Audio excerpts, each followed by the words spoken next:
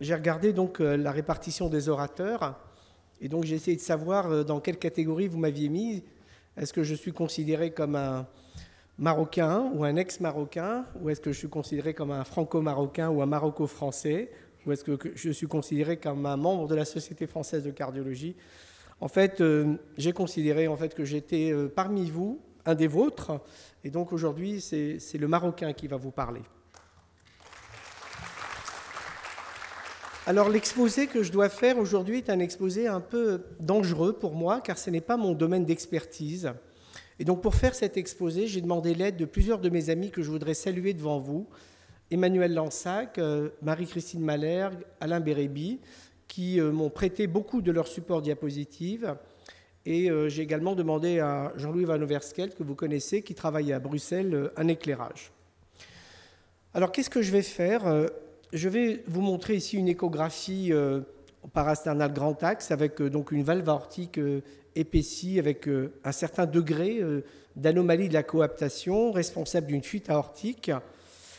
Et je vais vous montrer le petit axe en échographie par voie transthoracique.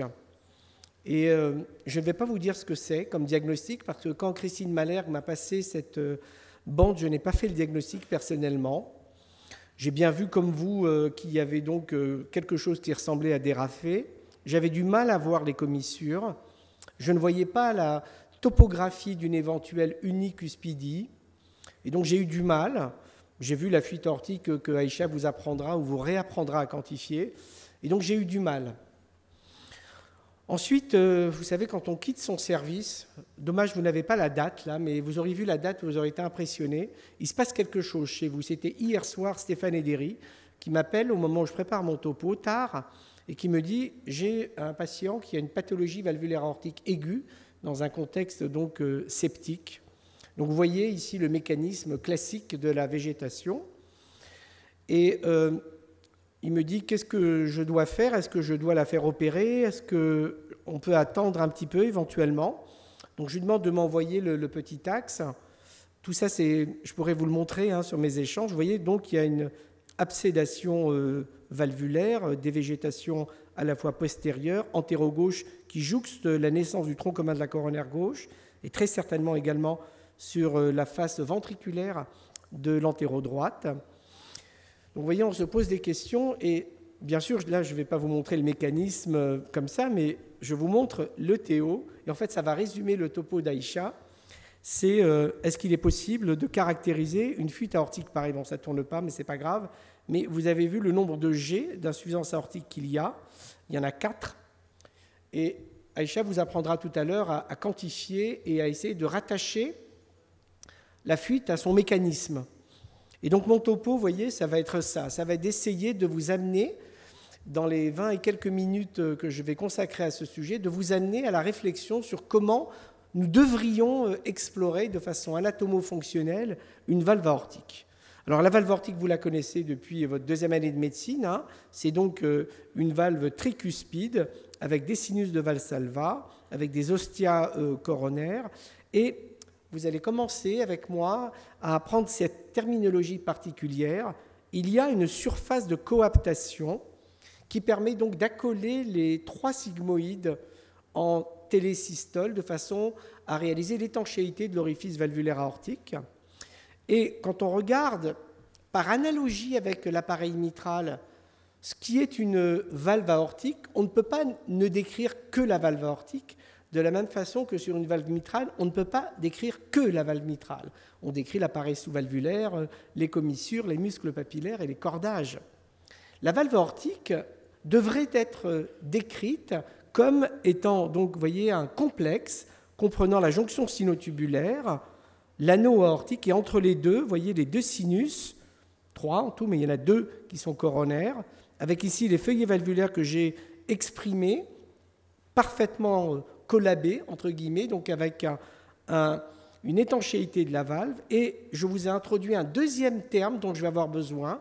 On va mesurer non seulement la hauteur de coaptation des 2 valves, on va voir comment on fait en échographie, mais également ce que l'on appelle la hauteur effective, c'est-à-dire ce qui permet d'assurer une étanchéité complète, y compris lorsque l'anneau aortique est atteint. Bon, vous me voyez venir avec mes gros sabots là, ou mes grosses babouches, hein. C'est-à-dire que j'essaye de savoir de quels paramètres je vais avoir besoin pour décrire la dysfonction. Donc pour assurer l'étanchéité, il faut qu'il n'y ait pas de pathologie de l'aorte thoracique, parce que s'il y a une dilatation de l'aorte, on vous en parlera dans le 4e exposé, c'est Reda qui vous le fera, il y aura donc une absence d'étanchéité par défaut de coaptation, ou il peut y avoir différents degrés d'atteinte valvulaire, avec par exemple, mais vous verrez bien d'autres exemples, un prolapsus sigmoïdien. Alors les causes, je ne vais pas vous ennuyer, hein. Il y a un certain nombre de causes. Je vous ai mis ici les taux de prévalence à Bruxelles. Vous voyez qu'en gros, hein, il y a 2 fois plus d'atteinte de la valve par rapport à l'atteinte de la racine aortique. Mais quand même, n'oubliez jamais ça, et je sais que c'est une bouffée d'angoisse pour l'échographiste, dans un tiers des cas, nous sommes incapables de décrire le mécanisme de la fuite. Donc vous voyez, j'espère que vous prenez un grand bol d'air là pour vous dire, même les gens qui sont censés venir de Paris avec la connaissance ne sont pas capables, dans un tiers des cas, de décrire précisément le mécanisme. Alors la classification, là, j'ai vraiment besoin de votre attention, parce que là, elle n'est pas de mon fait, et donc elle est le fait d'une littérature qui est simple. Au départ, El Khoury, qui est donc le chirurgien cardiaque qui travaille avec Jean-Louis Van Overskelde à Saint-Luc, Bruxelles, a décrit par analogie avec ce qui a été fait avec la valve mitrale 3 types de fuite aortique correspondant à un mouvement valvulaire normal. Vous reconnaissez la classification de Carpentier, type 1, un excès donc de tissu et ou de cinétique de mouvement de la valve, c'est un type 2, et le type 3 correspond à une restriction. Alors on peut là encore introduire des variantes, mais l'idée d'El Khoury, c'est vraiment d'appliquer la classification de Carpentier qui a été décrite sur la mitrale à la valve aortique. Mais là, on va rentrer dans la difficulté. J'espère que je ne vous ai pas déjà perdu, parce que El Khoury, qui est un chirurgien, qui décrit donc une anatomie et une fonction valvulaire, pense, lui, à la chirurgie, et pas du tout au remplacement de la valve, mais à la préservation de la valve, comme Alain Carpentier, il y a maintenant 40 ans, avait décrit son anatomie valvulaire mitrale en pensant à la réparation. Donc vous voyez l'analogie pendant tout mon exposé, j'irai de l'un à l'autre en permanence. Et vous voyez, il y a différents types qu'on va décrire, donc rassurez-vous, hein, on va prendre le temps, mais à un moment je m'arrêterai, rassurez-vous. Donc il y a 4 types A qu'on va décrire ensemble, jusque, vous voyez, de 1A à 1D qu'on va décliner, et puis on va régler le compte rapidement du type 2 qui est le prolapsus et du type 3, et je vais essayer de vous le montrer sur des images, parce que sinon, si ça tourne, ça sera parfait, si ça ne tourne pas, j'essaierai de faire en sorte que ça tourne au moins dans ma voix. Donc vous voyez, pour les types 1A à 1C, c'est une atteinte de tout ou partie de la racine aortique. Pour le type 1D, c'est une perforation de la valve. Dans 99% des cas, c'est une endocardite infectieuse, comme l'examen de Stéphane Edéry tout à l'heure. Après, vous avez le type 2, on l'a dit, c'est le prolapsus. Ça va être, vous verrez, assez facile de différencier ce que l'on appelle un prolapsus partiel d'un prolapsus complet, exactement comme pour la valve mitrale. Et le type 3, c'est là donc la restriction du mouvement de la valve qui est en règle liée, comme pour une pathologie valvulaire mitrale, à une calcification et ou à une rétraction fibreuse et ou à une anomalie structurelle de la valve aortique de type rhumatismal ou autre. Alors du coup, je vais vous montrer 2 fois cette diapositive. On va regarder, nous, et Aïcha vous le montrera tout à l'heure de façon très élégante, on va regarder la fuite aortique, c'est-à-dire qu'on a regardé l'anatomie de la valve, l'anatomie de la racine aortique, mais on doit regarder l'anatomie du jet lui-même, aussi bien dans sa naissance que dans sa direction et dans son extension, pour essayer de mettre en relation, comme une valve mitrale, l'anatomie avec la régurgitation, de façon à ce que la description de la fuite permette éventuellement de décrire également le mécanisme. Donc vous voyez, le type 1, c'est un jet central qui correspond à une maladie annulaire et non pas valvulaire, sauf cas particulier. Et si le jet est excentrique, c'est donc un type 3, vous voyez que l'on peut avoir 3 types de mécanismes qui correspondent soit à un prolapsus, soit à une restriction, soit à une déchirure, une perforation. Vous n'avez aucun effort de mémoire à faire. C'est exactement comme pour la valve mitrale. Alors du coup, je vais aller dans le cœur de mon exposé, je vous rassure. Après, ça sera beaucoup plus rapide. Je parlerai un peu un peu de chirurgie, je suis totalement incompétent en chirurgie. Donc ça ira assez vite. Donc je vais vous parler comme un échographiste, et je sais que tout à l'heure on vous parlera d'imagerie alternative, mais de temps en temps je ferai une brève incursion dans les imageries de type scanner et IRM. Donc vous voyez que si on met bout à bout les apports respectifs des différentes techniques échographiques, scanner, angiographie, vous voyez qu'en gros, l'anatomie de la valve, c'est plutôt le TO ou le scanner, la quantification de la fuite, c'est plutôt le TT, et l'étude de l'aorte thoracique, c'est plutôt le scanner. Donc, vous voyez, arrêtons les querelles inutiles. Il n'est pas question d'opposer les techniques d'imagerie, il est question de les mettre en complément, car on aura besoin d'une anatomie de l'aorte thoracique en scanner avant de discuter, par exemple, un geste conservateur. Alors, l'échographiste de base que je suis, vous voyez, j'ai essayé modestement de vous mettre comment est-ce que l'on pouvait explorer une aorte thoracique, une valve aortique, une cinétique valvulaire. Et vous voyez que, là encore, il faut deux approches complémentaires, ETT et ETO. Et également, il faut que l'on fasse, comme sur une valve mitrale, un bilan de la possibilité ou non d'assurer une réparation. On verra comment tout à l'heure. Et puis, la caractéristique du G, ça je laisserai Aïcha en parler parce que ça va confirmer, infirmer, compléter la description anatomique qui a été faite. Et vous voyez que les deux techniques sont complémentaires. Vous avez vu que la place du 3D n'est pas extraordinaire. Dans l'équipe de l'Institut Mutualiste Montsouris d'Emmanuel Lansac et de Christine Malhergue, ils commencent. Donc là, j'ai enlevé ça de mon topo, mais si vous voulez, je vous le montrerai, parce que c'est tellement préliminaire qu'on ne peut pas l'appliquer. Alors j'espère que vous êtes prêts pour ce marathon, ça va aller assez vite. Je vais essayer de répondre à 5 questions et demie. Je vais vous faire apparaître la 6e question à la fin de mon exposé, s'il vous reste encore un peu d'énergie. Donc vous voyez, je vais décliner les différents sujets. 1. Comment est l'aorte ascendante? 2. Comment est la valve? 3. Quelle est la cinétique de la valve? 4. Est-ce que l'on peut utiliser la direction du G pour améliorer la description anatomique de la valve? 5. Est-ce que la topographie commissurale versus centrale de la fuite peut permettre d'être concordante ou discordante? Et le 5,5 ou 6, ce sera, est-ce que l'on peut appliquer tout ce que je viens de dire là à la possibilité de transmettre au chirurgien un message simple qui est « oui, tu peux réparer, non, tu ne peux pas réparer ». Donc commençons par le phénotype aortique. Donc là, on ne perd pas de temps, c'est la description de Devereux et de Roman. On doit mesurer, vous le faites au quotidien, les dimensions de l'aorte thoracique dans ses différents segments, l'anneau, les sinus de Valsalva, la jonction sinotubulaire, l'aorte tubulaire. Donc ça, c'est la base de la base. Je pense qu'en quittant cet amphithéâtre tout à l'heure et quand vous allez rentrer chez vous, vous devez vraiment vous rappeler que ça doit être fait systématiquement et en particulier à chaque fois qu'il y a une pathologie valvulaire aortique, qu'elle soit sténosante ou régurgitante. Et donc du coup, on va avoir différentes morphologies de l'aorte thoracique. On va avoir une aorte normale avec des dimensions précises qu'on va revoir ensemble. On peut avoir un effacement des sinus de Valsalva. On peut avoir une dilatation de l'aorte, vous voyez un peu ici avec une forme un peu de navet. Et donc du coup, vous voyez, on peut décrire différents phénotypes qui intéressent le chirurgien. Ici, il n'y a pas d'atteinte de l'aorte thoracique, il y a une fuite isolée. Le diamètre est inférieur à 40 mm de l'aorte. Ici, on a un Valsalva qui est dilaté en regard des ostia coronaires. Et la valeur seuil qui est retenue, c'est 45 mm, c'est un anévrisme de la racine. Et puis cet anévrisme peut concerner la partie sus-coronaire, ça s'appelle un anévrisme supracoronaire, mais les valsalva ne sont pas dilatés. Attention, ça vous oblige à mesurer précisément ces différentes dimensions.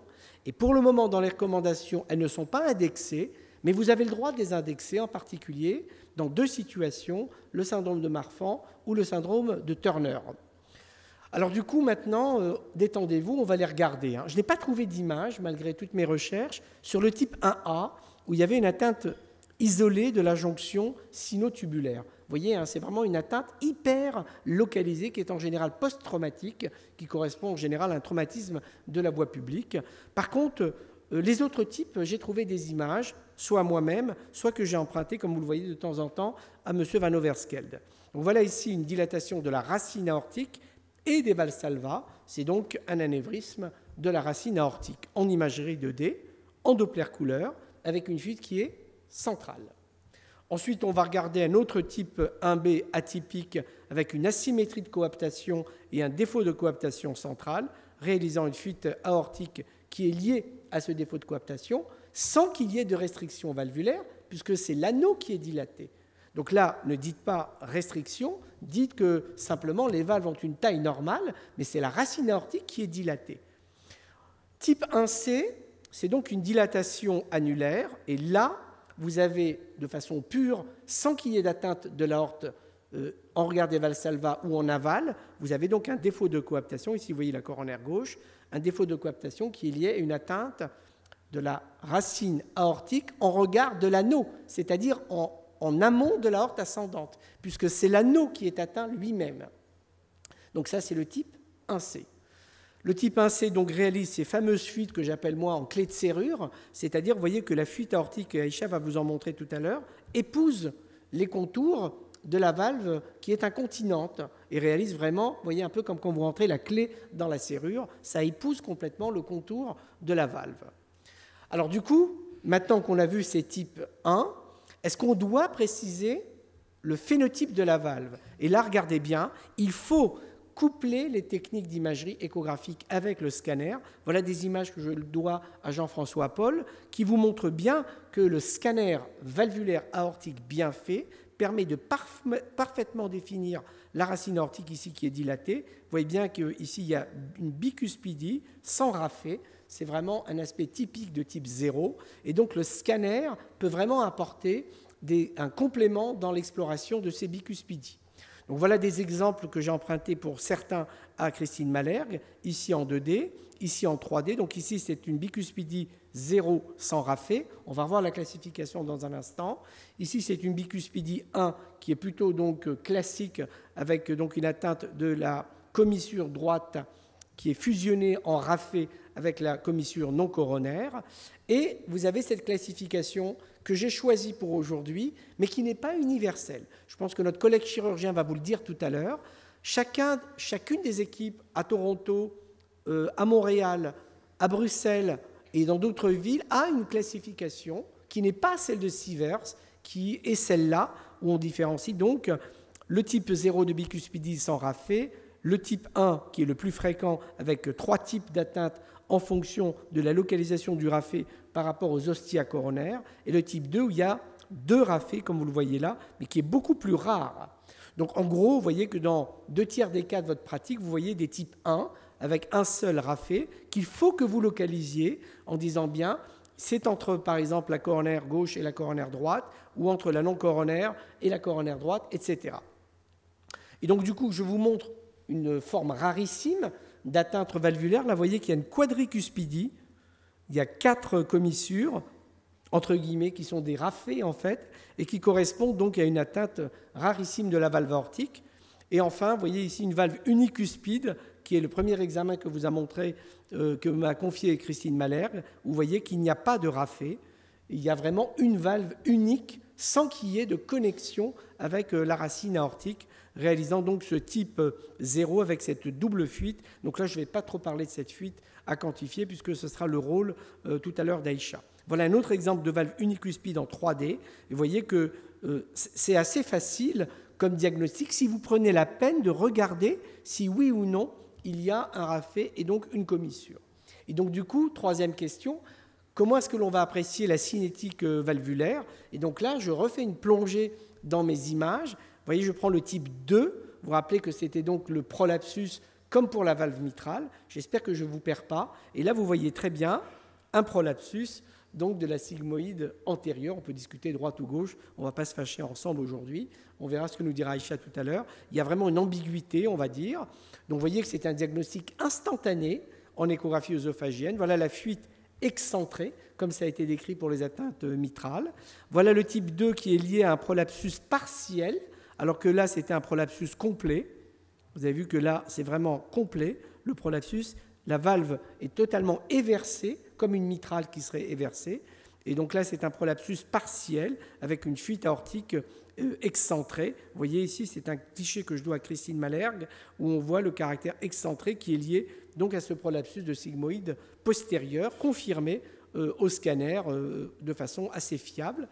Le type 2 ici avec un prolapsus partiel, ici que l'on voit également, mais qu'on ne voit pas très bien, à part la redondance valvulaire en regard. Là, on est en échographie œsophagienne de la coronaire droite. Et vous voyez la fuite très excentrée. Donc clairement, la mobilité de la valve associée à l'analyse de la cinétique de la fuite et à son temps permet vraiment de caractériser le mécanisme. Et vous voyez, c'est le cœur de mon exposé, puisque maintenant, on arrive à son terme. Voilà encore un autre exemple de prolapsus complet. On peut même discuter ici, vous voyez, quelque chose qui ressemble à un cordage, qui n'en est pas un, bien sûr, mais qui est probablement une déchirure localisée à cause de la dystrophie, avec des forces de tension qui ont altéré donc, la cinétique de la valve, même s'il n'y a pas de cordage. Ici, c'est l'aspect en petit acte. Vous voyez que c'est un peu difficile à caractériser. Et enfin, le type 3, qui est plus difficile à caractériser. Vous voyez, c'est une atteinte restrictive de la valve, avec une fuite, là encore, vous voyez, qui est associée à une fuite mitrale restrictive également, qui est liée donc à la présence d'une rétraction valvulaire, avec éventuellement, là il n'y en a pas, des calcifications. Donc je vous montre une valve calcifiée, pour pas que vous ayez l'impression, là encore, d'être perdu. Voilà un exemple donc, de type 3, d'atteinte de la valve aortique en échographie œsophagienne.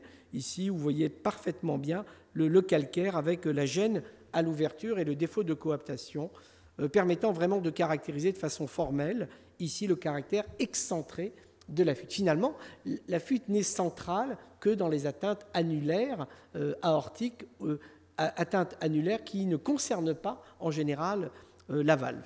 Enfin, je termine sur l'examen de Stéphane que je vous ai montré. Donc voilà un exemple ici donc, de végétation prolabante avec probablement une perforation de la valve. Donc c'est un type 1D que j'ai mis là parce que c'est quand même beaucoup plus rare, avec un jet excentré. En général, les jets sont multiples. Vous verrez, Aïcha en a un exemple. Et là, il y a un vrai problème de quantification. Et je termine ce long monologue avant de conclure sur la chirurgie, en tout cas pour cette partie échographique. Vous voyez ici, voilà un exemple de mécanisme complexe, comme pour la mitrale, où on peut avoir des types mixtes.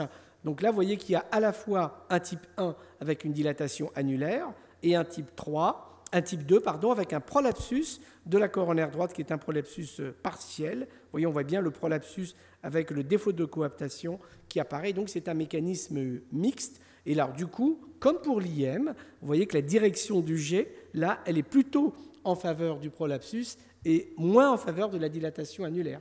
Donc dans votre compte rendu d'échographie, vous devez dire que le mécanisme prolabant est prépondérant. De temps en temps, on n'y arrive pas. Voilà un exemple ici où on ne peut pas vraiment être sûr du mécanisme de la fuite. On ne voit pas de prolapsus, on ne voit pas de calcification, on ne voit pas de rétraction. On voit pourtant qu'il y a une fuite excentrée. Vous voyez, on a du mal à dire c'est un prolapsus ou c'est une atteinte plutôt de type rétractile valvulaire. Donc vous voyez, de temps en temps, vous n'allez pas y arriver. Et là, c'était une rupture de fenestration. Alors, je vous l'ai montré, je vais donc vraiment terminer maintenant sur l'aspect chirurgical et sur les recommandations. Vous voyez qu'il faut vraiment associer en permanence la description de ce que vous voyez, surtout en échographie œsophagienne, comme vous l'avez vu, avec la direction du jet qu'il faut bien caractériser. Donc si vous voulez bien, dans les 2 minutes qui me restent, je vais juste parler rapidement de réparation. Donc vous l'avez compris, on peut, de façon un peu mécanistique, remplacer la valve et au revoir. Et on peut, dans un certain nombre de cas, proposer un geste conservateur. Alors, comme je suis incompétent, j'ai mis du temps à faire cette diapositive. Alors, ne vous surprenez pas parce qu'elle est illisible, mais je voulais vous montrer ce que j'ai compris moi, et ça sera ma seule diapo de chirurgie. Après, je vous montrerai les recommandations. J'ai essayé de comprendre ce qu'écrivait le chirurgien. Alors, probablement que c'est de ma part un défaut de recrutement de neurones, mais d'emblée, je n'arrivais pas à comprendre. Donc, vous voyez, il a donc bien décrit dans son travail, donc ça c'est un travail d'Emmanuel Lansac, que je salue au passage, les 2 types d'insuffisance aortique, le type 1 et le type 2, avec dans le type 1 le jet central, atteinte aortique, du culot aortique, et le type 2 donc, qui est un jet excentrique qui est plutôt lié à une atteinte de la valve. Maintenant j'espère que vous l'avez bien compris. Et vous voyez, Emmanuel propose de décrire le mécanisme de l'atteinte anatomique, par exemple anévrisme supracoronaire ou anévrisme de la racine aortique, et il propose en regard une chirurgie adaptée avec, si possible, un geste conservateur. L'idée d'Emmanuel, c'est que l'on peut et on doit, je vais vous montrer les chiffres dans un instant, conserver la valve lorsque la valve n'est pas malade. Et après, vous voyez que dans la IG excentrique, là, je vous fais grâce de la discussion qui est très largement au-delà de mon recrutement neuronal. Donc, je vais vous montrer simplement le résultat. Pourquoi est-ce que Emmanuel et d'autres, El Khoury en Belgique et le groupe de Toronto, Magdi Yacoub à Londres, travaillent sur la plastie valvulaire depuis 20 ans? Parce que le taux de mortalité opératoire est moindre par rapport à un remplacement avec un Bentall, parce que le taux d'événement thromboembolique est moindre, comme pour une mitrale, et parce que le risque d'endocardite est moindre, et que la qualité de vie de nos patients, qui n'ont pas été donc porteurs d'une prothèse, est meilleure. Par contre, il y a le problème de la réintervention. Vous avez vu, j'ai sauté les diapositives pour laisser du temps à la discussion à la fin de l'exposé. On discutera ensemble de qu'est-ce qui fait que ça ne marche pas de façon plus systématique. Donc 3 diapositives pour finir, si vous voulez bien, que je ne vais pas lire, pour vous dire que donc il y a des recommandations. Là, je vous ai fait un exposé qui aurait pu se résumer à la projection des recommandations, signé par Patricio Lancelotti il y a 3 ans. Donc vous voyez, il a repris les travaux du groupe de Bruxelles et des autres groupes euro-américains pour décrire les différents types d'atteintes avec les anomalies échographiques que je vous laisse lire. Vous avez bien retenu que le type 1, c'est une atteinte du culot aortique. Le type 2, c'est un prolapsus partiel ou total. Le type 3, c'est une restriction sans atteinte du culot aortique. Et dans un autre monde, vous avez compris qu'on peut avoir une association. Et donc, du coup, voilà la recommandation, et c'est ma dernière diapositive. Il n'y a pas de recommandation autre que celle-là. Vous voyez que ce n'est pas une recommandation du groupe des valvulaires, c'est une recommandation de celles et ceux qui ont écrit la recommandation pour la pathologie aortique. Ce sera l'exposé de Reda tout à l'heure, il vous montrera, je pense, cette diapositive. Donc vous voyez, on va la lire et on va s'arrêter. La réparation valvulaire aortique en utilisant la technique qui est donc soit un remodelage avec une plastie plus ou moins un anneau. Emmanuel Lansac met des anneaux, avec ou non une réimplantation, est recommandée chez les patients jeunes, donc je suppose que je suis inclus dans cette définition, avec une dilatation de la racine aortique, et attention, en excluant les valves non tricuspides. Je vous remercie beaucoup pour votre attention.